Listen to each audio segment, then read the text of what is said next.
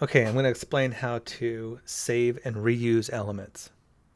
So for example, let's say we have these office hours and we want to move them or save them or use them onto the pages.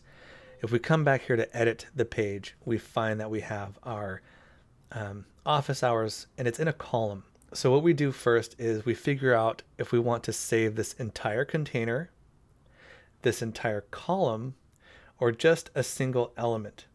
And since all of these elements are in this column, and we're not sure if we want to have this, we can do both, but right now we're focused on these office hours.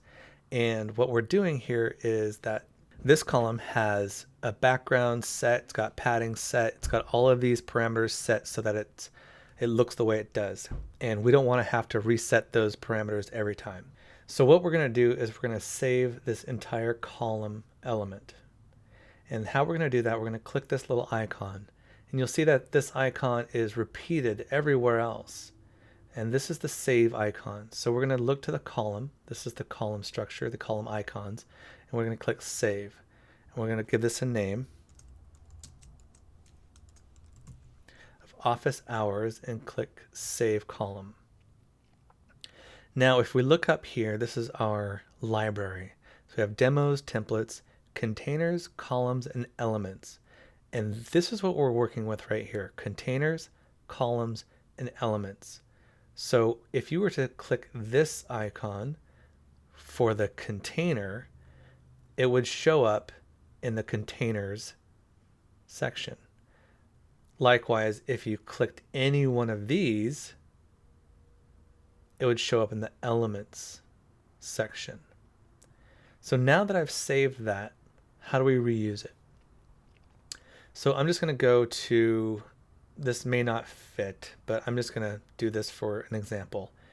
Let's go to this page and we're just going to put it anywhere in here for demonstration purposes.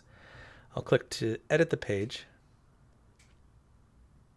And let's try this. Let's make this into 1/3. Add our column, go to our library columns, and add the office hours. So now we have both columns, and this one's going to be 2/3.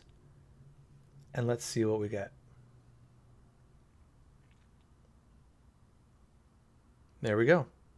Now we have the original content that was there, and we have added our office hours.